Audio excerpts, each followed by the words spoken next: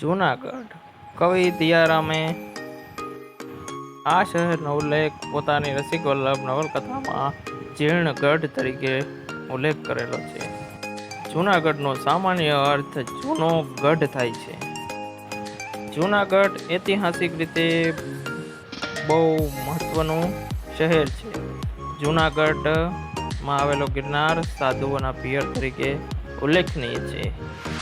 જૂનાગઢનો ભારત સંઘમાં સમાવેશ 9 નવેમ્બર 1947ના રોજ કરવામાં આવેલું. જૂનાગઢ શહેરમાં ગરવો ગિરનાર અને એની તળેટીમાં જૂનાગઢ શહેર વસેલું છે, જે ધાર્મિક દ્રષ્ટિએ એક મહત્વનું શહેર છે.